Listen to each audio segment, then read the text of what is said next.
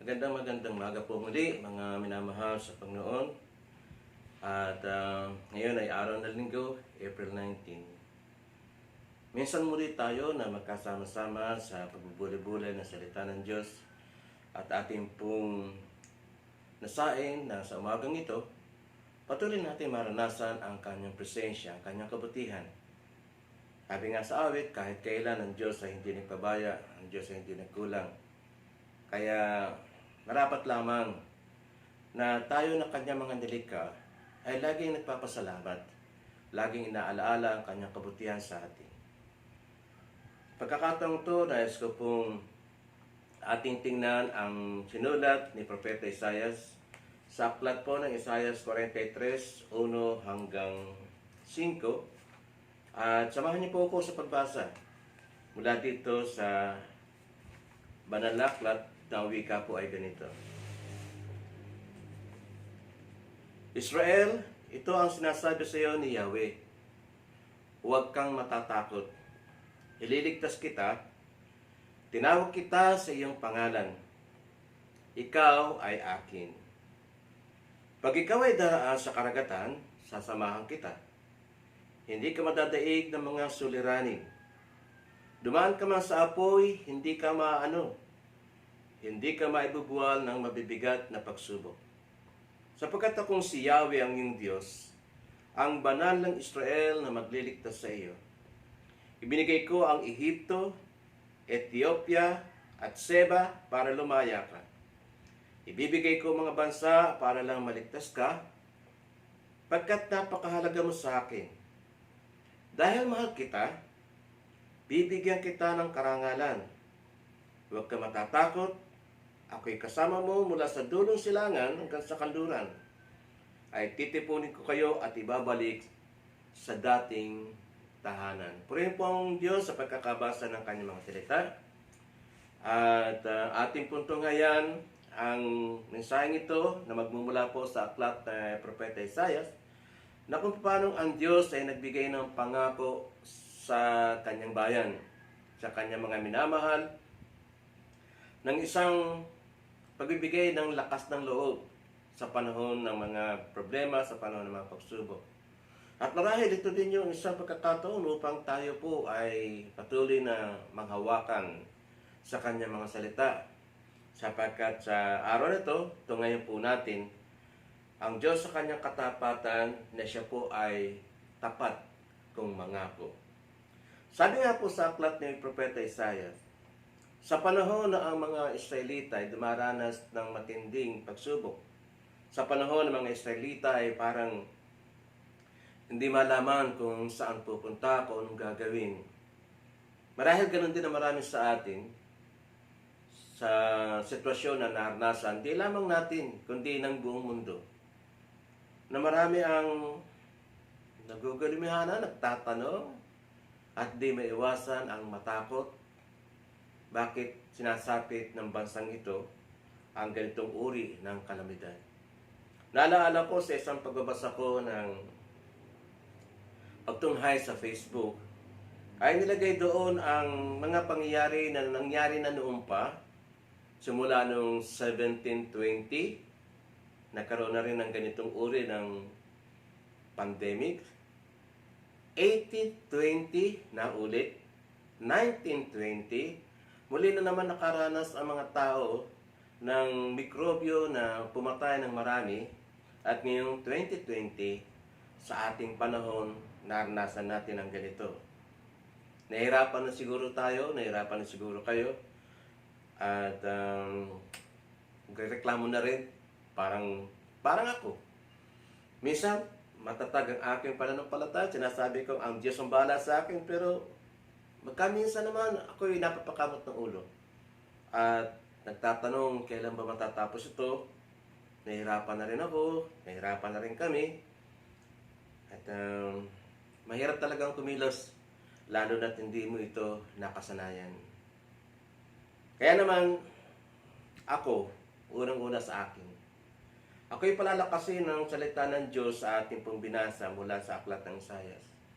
At sana, katulad ko, makararating po kayo ng kalakasan mula sa aklat ng Propeta Isaiah.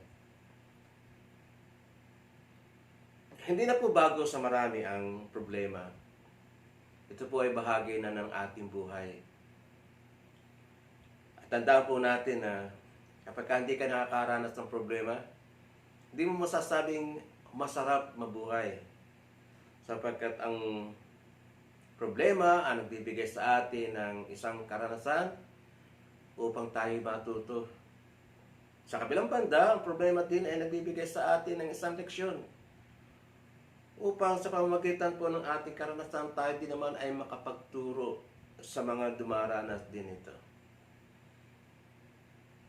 Sa paglaki ng ating mga anak, may kukwento natin sa kanila kung paano sa gitna ng mga mabibigat na pagsubok, hindi tayo bumitiw sa ating pananampalataya sa Diyos.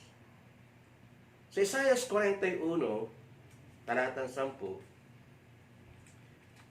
minsan pa sa pagbibigay ng Diyos ng kapanatagan sa puso ng mga tao, ganito ang mawiwika sa aklat ng Isaiah 41, talatang 10. Ako isa sa inyo, huwag kang matakot. Ako ang iyong Diyos. Di ka dapat mangamba kaninaman. Palalakasin kita at tutulungan. Iingatan at ililigtas.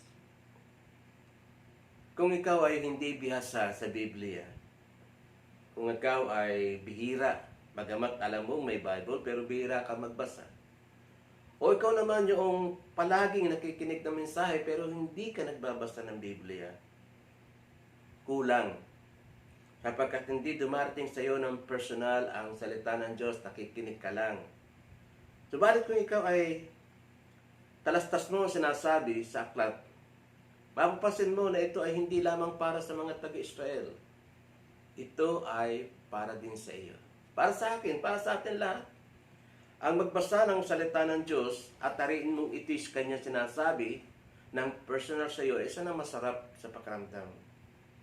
Sabi nga ng aklat, sa panahon ng anumang pangamba, sa panahon ng anumang mabibigat na karanasan na ating pinagdadaanan, ang pangako ng Diyos, siya ay sa iyo, siya ay sa atin. Personal niya yung sinabi sa kanyang mga tao noong panahong yun, at personal din niyang sinasabi ito sa iyo. Ang Diyos ay mayroong pagmamalasakit sa bawat sa atin. Kaya nga sinabi niya, huwag na huwag kang matatakot. Siya naman ang lumikha sa atin, di ba? Sabi nga na aklat, kahit bilang ng ating mga buhok ay alam niya. Nilikha niya tayo. Mula sa alabok, mula doon sa isang component na walang buhay. Pero ginamit niya ito na kasangkapan upang ikaw at ako ay makaramdam na mahalaga tayo para sa Kanya. Kung babalikan po natin yung aklat ng Isaiah 43, ito yung pinakamasarap para sa akin, yung kanyang sinabi na, ibibigay ko ang mga bansa para lang maligtas ka, pagkat napakahalaga mo sa akin, dahil mahal kita, bibigyan kita ng karangalan. Napakasarap pong marinig ang salitang mahal kita. At kung yan ay sinasabi-sabi mo sa iyong asawa, sa iyong mga anak, masarap sa kanilang pakiramdam na ang kanilang ama ay nagpapahayag ng pagmamahal hindi lamang sa mga ginagawa, kundi maging sa kanyang sinasalita. Sa aklat ng 41, talatang 10, sabi nga, ako ang iyong Diyos, hindi ka dapat mangamba. Palalakasin kita at tutulungan, iingatan at ililigtas. Dapat sana nung April 14, unti-unti na tayong nagsisimula sa isang normal na buhay. Pero mapapansin natin na hindi naman bumababa ang bilang ng mga naapektuhan ng mikrobyo nito. Pataas ng pataas. Nakakalungkot na maging disto mismo sa iyong sariling bayan, pinararating ng ama ng bayan kung ano na ang nangyayari sa kapaligiran. Samantalang ikaw ay nag-iingat, hindi ka lumalabas, sapagkat gusto mo nga na paggising mo isang umaga, normal na. Pero hindi eh. Lumawit pa hanggang April 30. Ilang araw pa mula ngayon? 11 araw pa. 11 araw na magtitiis tayo at magmamatsyag. Ano na ang susunod na mangyayari sa loob ng 11 araw? Baka lumampas pa ng April 30. Dahil nga sa maging ang mga frontliners na tinatawag, mga doktor, mga nurses, o maging mga pulis, mga tanod, na nangangalaga ng kaligtasan, kalusugan ng marami sa atin, ay nahawaan na rin. At marami na rin ang mga namamatay sa kanilang mga hanay. Paano kung wala na mga frontliners? Paano kung wala na magbabawal sa ating para lumabas? Adi lahat tayo nasa labas na parang wala lang. Pero ang consequences noon, lahat ay magkahawahan. Dito tayo magbibigay ng mas malalim na panahon sa ating Diyos at ating pangahawakan ng Kanyang pinangako sa bawat isa. Hindi maiwasan na marinig natin ang ating mga anak na umiiyak dahil sa gutom. At nagkaminsan sa ating pananahimik sa isang sulok, sa ating silid, hindi maiwasan pumapatak na rin ang ating mga luha. Pero alam mo ba na hindi naman lingid sa Diyos at nakikita niya. Naramdaman niya tayo. At hindi siya manhid para hayaan tayo sa ating mga nararanasan. Ang aklat ng Isaiah 54, talatang 10, ay lalo pa magpapatibay ng ating pananampalataya sapagkat ang sabi dito ay maguguho ang mga bundok at ang mga burol ay mayayanig. Ngunit ang wagas na pag-ibig ko ay hindi maglalaho at mananatili ang kapayapaang aking ipinangako. Yan ang sinasabi ni Yahweh na nagmamahal sa iyo. Personal, lagi kong sinasabi paulit-ulit na ang Diyos ay hindi basta isang Diyos na nakatayo lamang sa isang sulok. Hindi siya yung Diyos na kinakailangan mong tulungan sa kanyang kalalagayan. Kung madilim yung lugar na kinalalagyan niya ay magsisindi ka ng ilaw. Kung marumi yung lugar na kinalalagyan niya, maging ang kanyang damit ay marumi na rin, ito yung pupunasan, lilinisin. O kung gusto mo siyang dalhin sa isang lugar, ililipat mo, ito yung bubuhatin, hindi siya ganun. Hindi yon ang Diyos, sapagkat ang Diyos ay hindi nangangailangan ng ating tulong. Tayo ang nangangailangan ng tulong ng Diyos.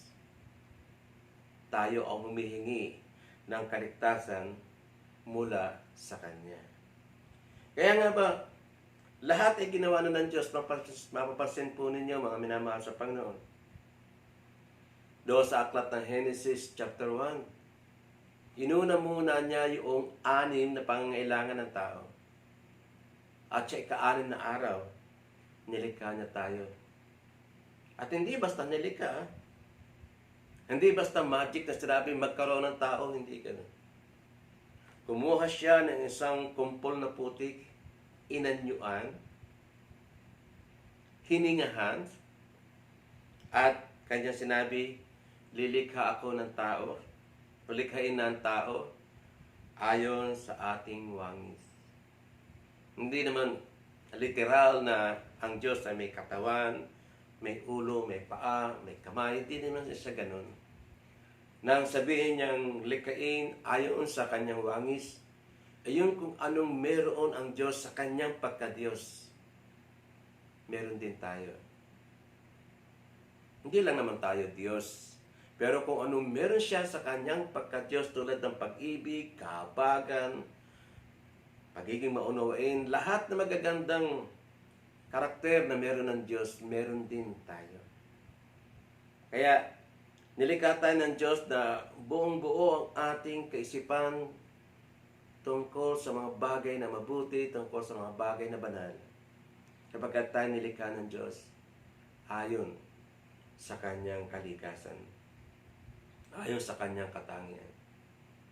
At ang masarap pa nito, hindi rin hinayaan ng Diyos na ang tao ay maging malungkot o nagsusolo. Kaya, lumikha siya ng babae, hindi mula sa lupa, kundi mula sa iyo, lalaki.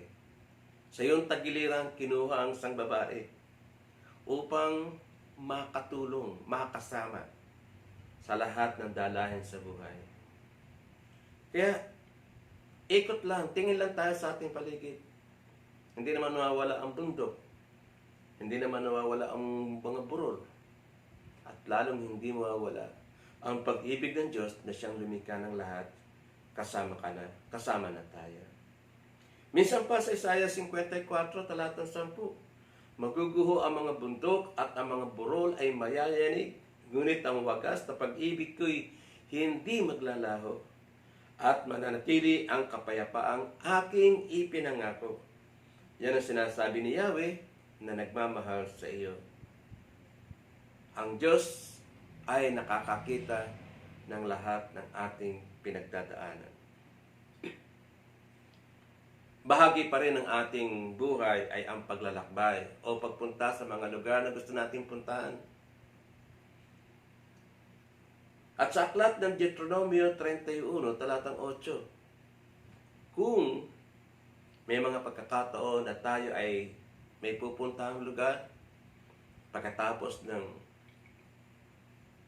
pandemic na ito, naging normal na ang lahat, babalik tayo sa ating trabaho, pupunta ka sa ibang bansa upang pagpatuloy ang paghahanap buhay. Ang binabanggit na aklat ng Deuteronomio 31, talatang 8, yun ito.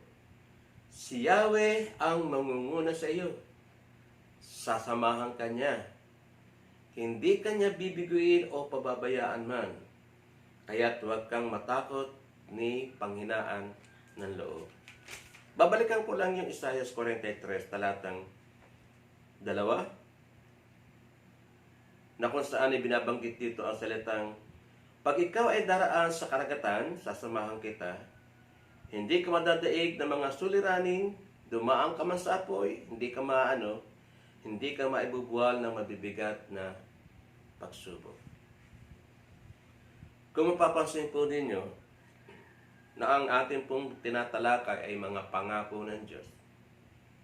Kung hindi handa ang puso mo para tanggapin o paniwalaan ang mga salitang ito, manatili kang mayroong bagabag, manatili kang mayroong kalungkutan, manatili kang mayroong takot. Kaya nga, kung ikaw lang ay nakikinig ng kanyang mga salita, mula sa mga pastor, mula sa mga manggagawa, mga Bible study, at hindi ka nagbabasa ng Biblia, kulang. Paano na kung tulad nito, na hindi ka makapunta ng church, hindi ka mapuntahan ng pastor para bahaginan ng kanyang mga salita, at nag-iisa ka o kayo mag-anak, at meron kang Biblia, buksan mo mula sa aklat ng Deuteronomio 31, talatang 8, basahin mo at iparating mo sa iyong mga mahal sa buhay na ang Diyos ay kasama natin sa lahat ng lugar, maging sa ating mga paglalakbay.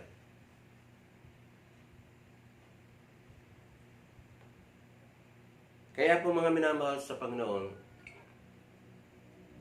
mula sa unang pahina ng aklat na ito, hanggang sa huling pahina ng aklat na ito, lagi kang makakabasa ng kanyang mga pangako.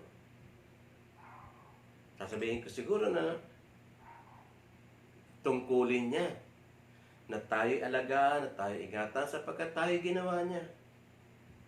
Hindi siya isang mapagpabayang Diyos o responsableng Diyos na pagkatapos kang dekain, ay hahayaan ka na lang niya. Hindi siya ganun. Mahalaga tayo sa Diyos. Merong malasakit ng Diyos. At alam ng Diyos ang kanyang gagawin para sa atin. Huwag ka nang manghula, huwag ka nang magtanong kung kani-kanino. Sa Diyos ka magtanong ng iyong magiging kalalagayan sa hinaharap. Sapagkat ang Diyos ay merong plano mula pa sa umpisa ng ikaw ay silang hanggang sa iyong paglalakbay sa buhay. May plano na ang Diyos. Sabi sa aklat ng Jeremias 29, talatang 11, sapagkat batid kong lubos ang mga plano ko para sa inyo, mga planong hindi ninyo ikasasama, kundi para sa inyong ikabubuti. Ito yung mga plano magdudulot sa inyo ng kinabukasang punong-puno ng pag-asa. Tingnan po natin. Matalino ang Diyos. Hindi siya gagawa ng isang bagay na pagsisisihan niya sa bandang huli. Alam niya ang kanyang ginagawa. Bago pa niya gawin ang isang bagay, alam na niya kung ano mangyayari. Kahit ikaw, kahit ako. Alam na ng Diyos kung ano mangyayari sapagkat alam niya ang ating kahapon, alam niya ang ating kasalukuyan. At hindi malilingit sa Kanya ang ating patutunguhan o ating kinabukasan. Meron siyang plano. Meron na siyang inihanda. Nasa sa atin lamang kung tayo ay aayon sa Kanyang mga inihanda. Pasinin po ninyo. Batid kong lubos ang mga plano ko para sa inyo. Gawin natin personal. Batid ng Diyos ang Kanyang plano para sa iyo. Para sa akin. Nakasulat na. Mula sa Kanyang aklat, ang iyong pangalan ay naroon at Kanya nang inilagay doon kung ano ang magiging buhay mo. Ayon sa Kanyang kalooban. Meron siyang plano. At hindi ito makasasama. Ayun din ang sinabi ng aklat na ito ay para sa ating ikabubuti. Parang magulang. Bakit ba niya pinagagalitan ng kanyang anak kapag ito nagkakamali?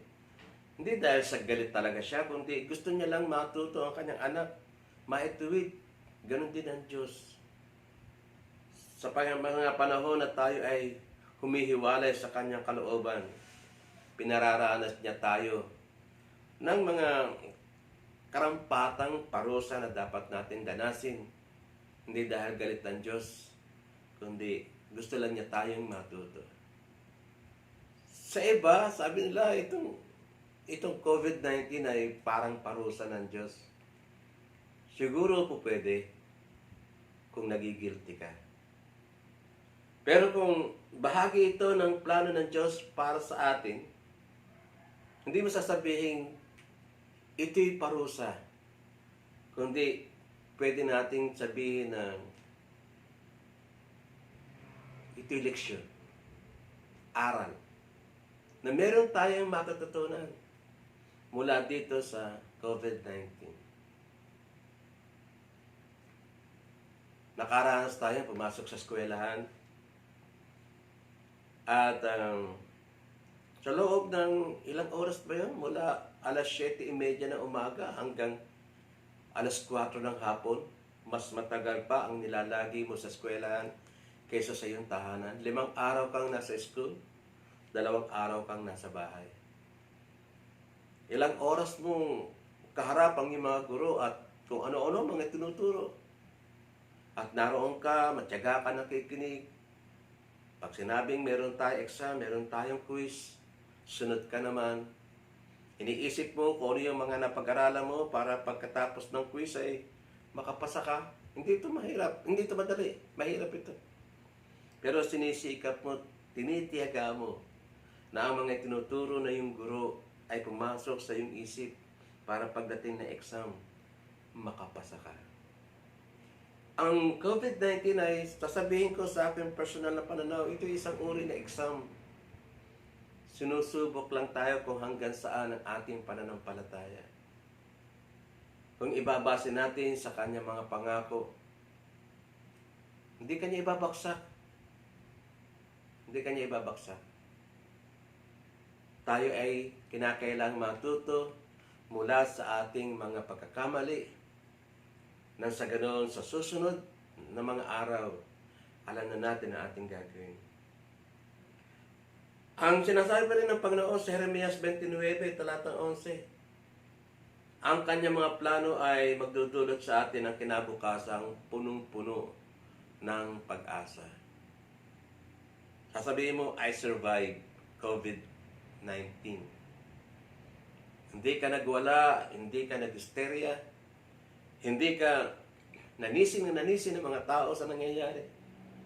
Kundi, pinag-aaralan mo kung ano ang pwede nating matutunan maganda na maililipat naman natin sa mga susunod na henerasyon. Tulad nga ng 1720, 1820, 1920, 2020. Pare-pareho lang yan. Mikrobyong dala-dala ng kung sino na kung saan. Pero doon sa 1720 hanggang 1920, nalampasan nila yun. So, hindi imposibleng malampasan din natin ito. Sapagkat ito'y bahagi ng plano ng Diyos. Kaya, sa pagkakataong ito, mga minamahal sa Panginoon, alamin po natin, ano ba ang itinuturo ng Diyos sa gitna ng pandemic na ito? Meron ka bang natutunan? Meron ka bang matututunan? Nawa sa ating pong maikling pag-aaral ay huwag natin kalilimutan na ang Diyos ay hindi nagpapabaya sa kanyang mga nilikha. Mahal ka niya, mahal niya ako, mahal niya ang lahat ng tao. Kung iniisip mo man na ito ay parusa, tuwirang kung sasabihin sa iyo nagkakamali ka, kapatid, kaibigan, hindi tayo pinarurusahan ng Diyos.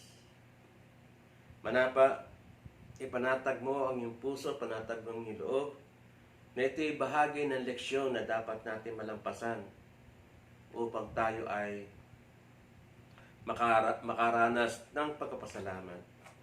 Bilang pagkatapos, nais kong basahin ang Aklat ng Awit 23. Ito ay paborito ng marami. At sa mismong karanasan ni Haring David, ganito ang kanyang sinasabi. Si Yahweh ang aking pastor, hindi ako magkukulang. Ako'y pinahihimlay sa mainam na pastulan. At inaakay niya ako sa tahimik na batisan. Binibigyan niya ako ng iyong bagong kalakasan. At siyang ayon sa pangako ng kanyang binitiwan, sa matuwid na landasi doon ako inaakay. Kahit na ang daang iyo'y tumatahak sa karimlan, hindi ako matatakot pagkat ikaw ay kagapay. Ang tungkod mo at pamalo, ang gabay ko at sanggalang. Sa harapan ng lingkod mo, ikaw ang may handang dulang. Ito yung ginagawang nakikita ng kaaway. Nadulugod ka sa akin, na ulo ko ay langisan, at pati na ang saro ko ay iyong pinaapaw.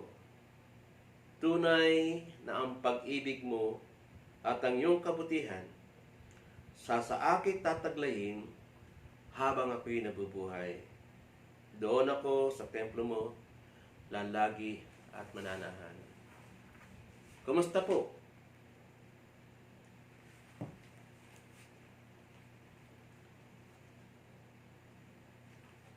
Maraming araw na po ang lumipas at marahil inip ka na, inip na rin ako. Pero kasama ito sa programa ng Diyos. Kung tayo ay mga hawakan sa kanyang mga salita, hindi tayo may inip, kundi lagi tayong dudulog sa kanya at hihingi ng tulong sa lahat ng ating naranasan sa mundong ito. Manalangin po tayo. Kung ano man po ang iyong kalalagayan sa buhay nito, nais kong ipanalangin ka. Kung ikaw man ay kinakapo sa material na bagay, siguro naman bukas buhay pa rin tayo, buhay ka pa rin. Kung ikaw man ay may karamdaman sa mga oras na ito, tulad ng sinasabi ng Panginoon, doktor ng mga doktor, na siyang may alam ng ating katawang lupa. Siyang ating Jehovah Rapha, ang Diyos na nagpapagaling. Gagaling ka, manampalataya ka lamang.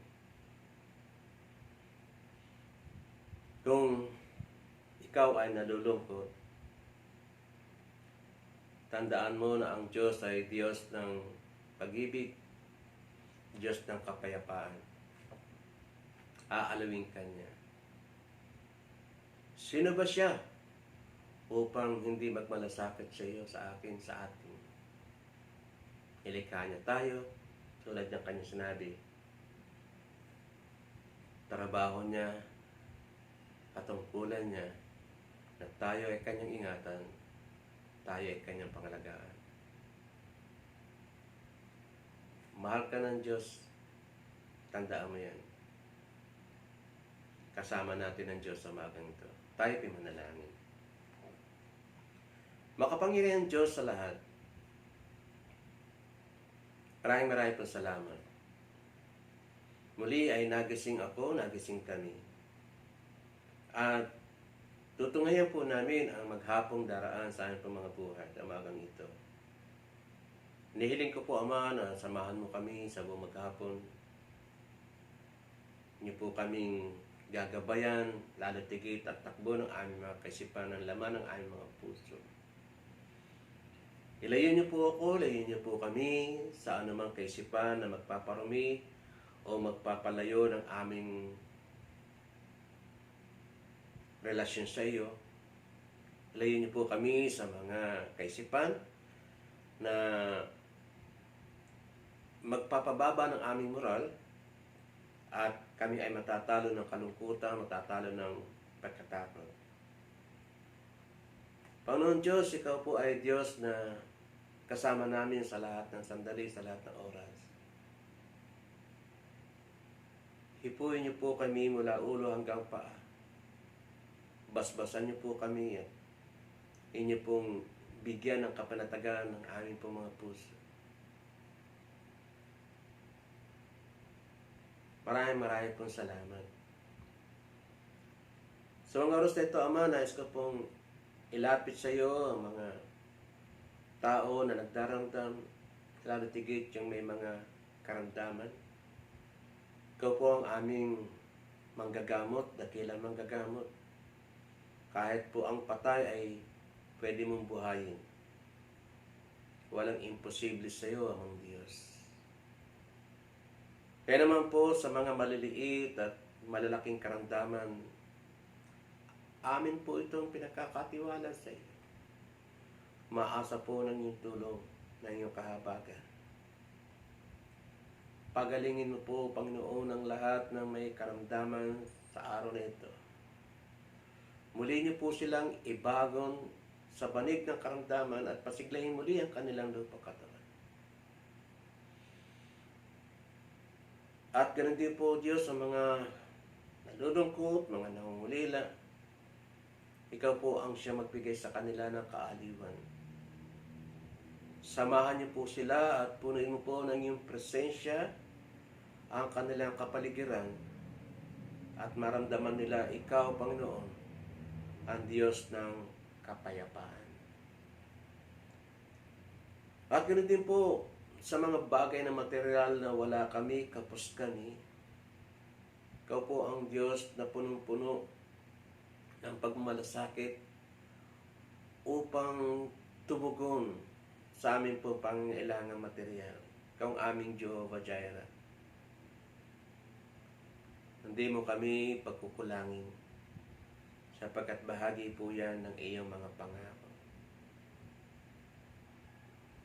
Panginoon, kami po ay nilikha mo, alipin mo. Kaya naman ang akin pong panalangin sa bawat sa amin ay masunod ang iyong kalooban dito sa lupa.